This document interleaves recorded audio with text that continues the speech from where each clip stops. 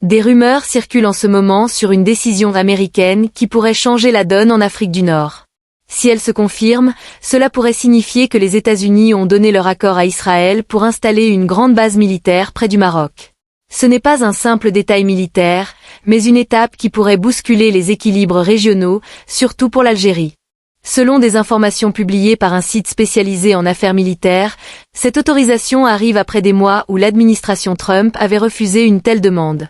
À l'époque, les Américains craignaient que cela soit vu comme une provocation dans une zone déjà tendue. Israël avait même exprimé son mécontentement publiquement face à ce refus. Mais soudain, les choses changent. Pourquoi maintenant?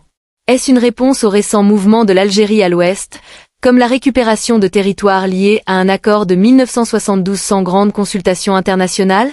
Ou s'agit-il d'une stratégie plus large pour redessiner la carte des influences dans la région? Ce qui frappe, c'est le timing. Au même moment, un magazine militaire pose la question. Les opérations des avions de chasse de 5e génération Su-57 de l'Algérie ont-elles modifié l'équilibre des forces? L'Algérie intensifie ses vols, montrant une présence dissuasive claire. Puis, voilà que surgit cette fuite sur une base israélienne au Maroc avec le feu vert américain.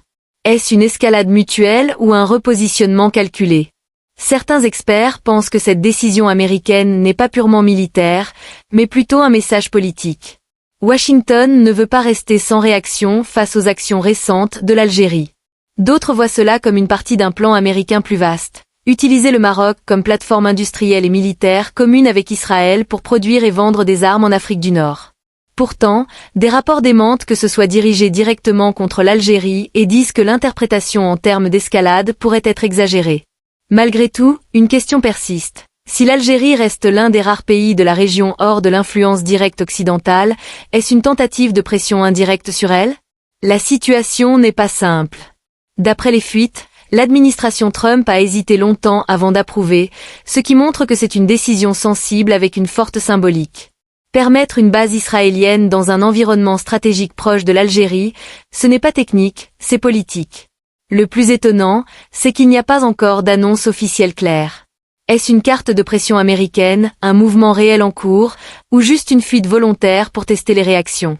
Si on suppose que l'info est exacte, la vraie question n'est pas seulement si la base verra le jour, mais si Israël peut la construire sans altérer l'équilibre dissuasif régional. Une base, ce n'est pas juste des bâtiments, c'est un positionnement à long terme, une présence en renseignement, des systèmes de défense et d'attaque, et avant tout un message politique. Et là, un élément clé entre en jeu. L'Algérie d'aujourd'hui n'est plus celle d'il y a quelques années. Les rapports récents parlent d'opérations intenses avec les Su-57 et se demandent si cela a changé la balance des pouvoirs. Le Su-57 n'est pas une simple avion, c'est une déclaration de niveau dissuasif supérieur. Quand l'Algérie multiplie ses opérations aériennes à ce moment précis, on ne peut pas l'isoler des autres mouvements régionaux. Imaginez la scène. Washington donne le feu vert à Israël, qui se rapproche militairement de la zone vitale de l'Algérie, et en réponse, l'Algérie accélère ses vols de Su-57. Est-ce une coïncidence ou un échange de messages? Des analyses suggèrent que si la décision de Trump est vraie, ce n'est pas seulement militaire, mais un signal clair. Washington ne tolérera pas que l'Algérie agisse seule sur des dossiers sensibles sans contrepartie, surtout après ses actions liées à l'accord de 1972. Mais une autre lecture existe. Les États-Unis ne visent pas directement l'Algérie, ils veulent transformer le Maroc en hub industriel et militaire américano-israélien pour des marchés plus larges en Afrique. Le problème avec cette idée, c'est le timing, qui rend difficile de séparer les choses.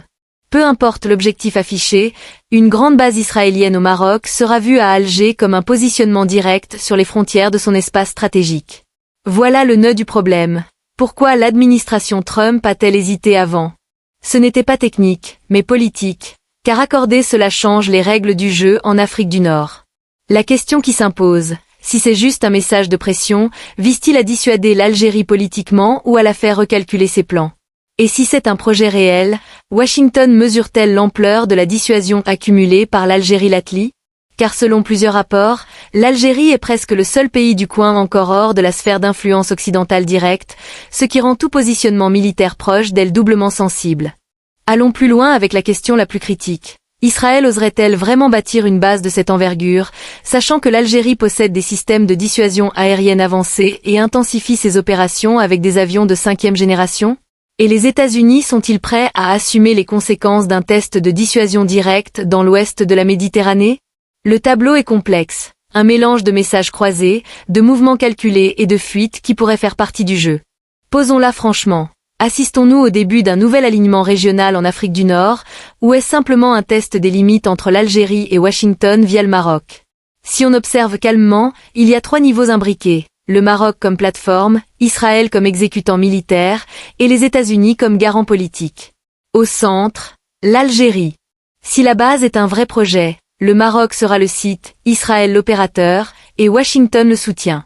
Mais la question profonde, est-ce pour créer un nouvel équilibre dissuasif face à l'Algérie, ou partie d'une ingénierie américaine plus large pour redistribuer les influences en Afrique du Nord? Ces derniers mois, l'Algérie n'a pas seulement bougé à l'ouest, elle a montré une présence militaire avancée via l'intensification des Su-57, envoyant des messages dissuasifs clairs sur sa capacité à protéger son espace vital. Ce synchronisme entre une montée symbolique algérienne et un possible mouvement israélien ne peut pas être lu isolément.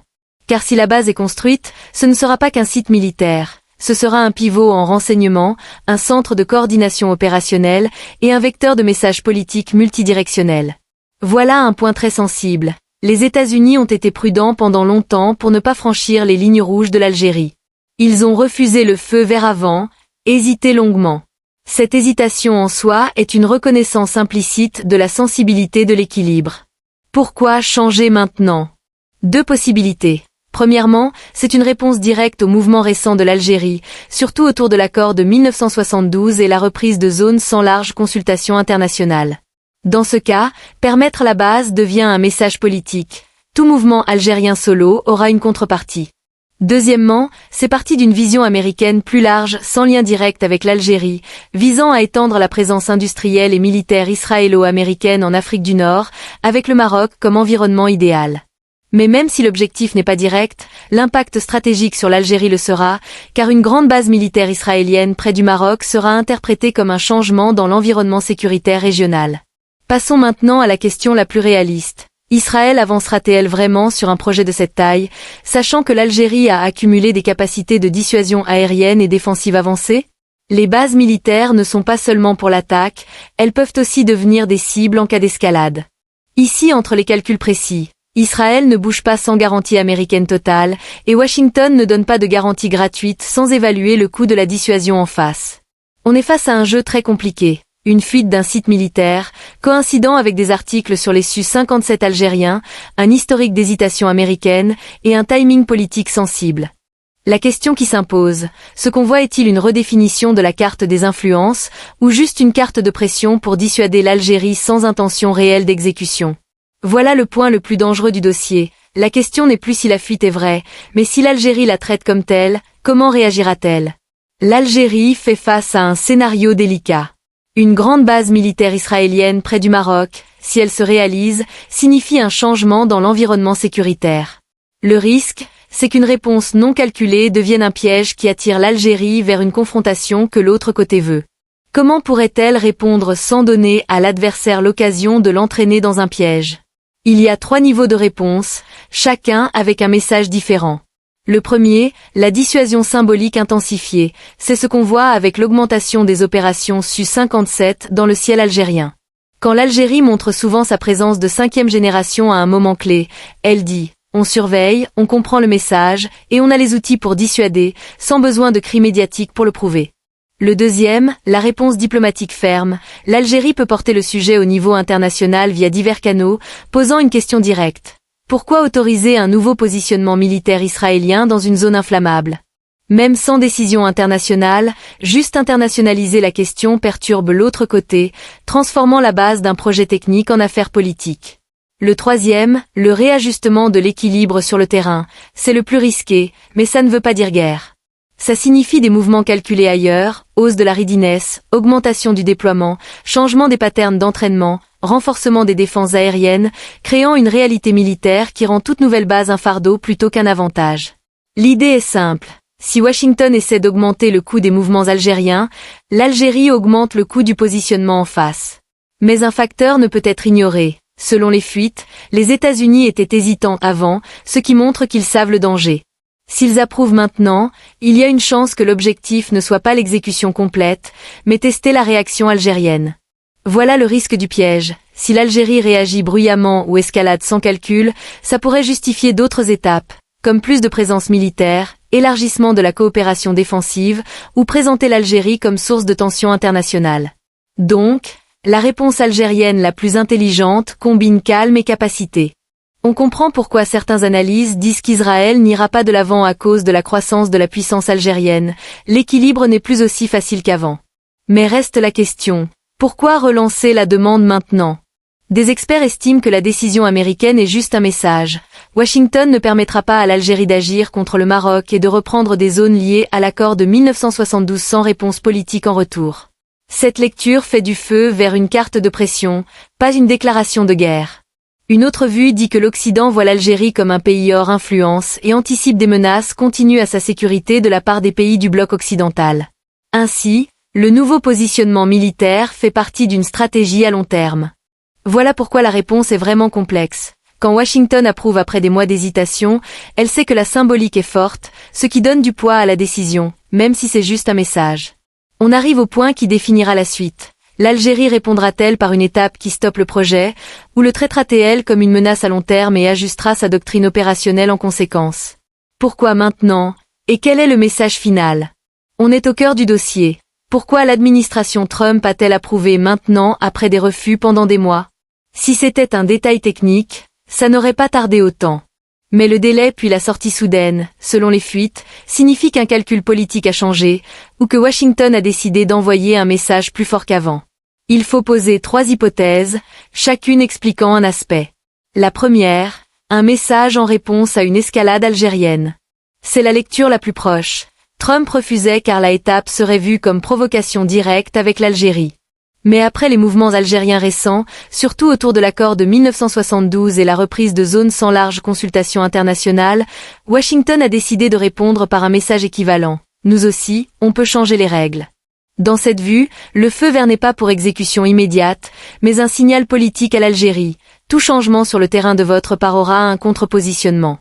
Ici, le Maroc devient l'arène des messages, pas juste un acteur. La deuxième, tester la réaction algérienne avant exécution.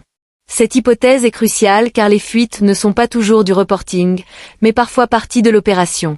On pourrait avoir lâché l'idée d'une grande base israélienne pour voir comment l'Algérie réagit. Escalade-t-elle, se tait-elle, bouge-t-elle sur le terrain, internationalise-t-elle? Si l'objectif est de tester, ça explique pourquoi pas d'annonce officielle claire encore. La phase 1 est de prendre le pouls, puis décider. On comprend pourquoi l'Algérie a intensifié les Su-57, pour dire que le pouls est connu et la dissuasion prête. La troisième, un projet à long terme pour mettre l'Algérie sous pression continue. Cette lecture se relie à ce que dit le magazine militaire. L'Algérie est presque le seul pays du coin encore hors influence occidentale directe, et elle continuera à affronter des menaces à sa sécurité des pays du bloc occidental. Si c'est vrai, le positionnement près du Maroc n'est pas une réaction momentanée, mais partie d'une stratégie plus large, créer un environnement sécuritaire pressant autour de l'Algérie, la fatiguer stratégiquement ou la pousser à des concessions politiques sur des dossiers sensibles. Mais cette vue bute sur un obstacle. L'Algérie n'est plus une cible facile aujourd'hui. La croissance de sa puissance militaire, surtout aérienne et en défense aérienne, rend tout positionnement opposé coûteux. C'est pourquoi l'hésitation de Trump avant était compréhensible, et pourquoi une approbation maintenant, si vraie, est lourde en symbolique. Ce qui rend la décision plus forte, c'est justement son retard. Comme tu l'as dit, le délai de mois dû à la sensibilité et à la symbolique, puis sa sortie maintenant, amplifie l'impact. Le message dit, ce n'est pas une décision hâtive, mais réfléchie longuement et prise au moment calculé. D'où chaque mouvement algérien dans le ciel est compréhensible. Ce n'est pas juste de l'entraînement, mais un langage politique dissuasif face à une décision en gestation. On est face à une nouvelle phase d'échange de messages.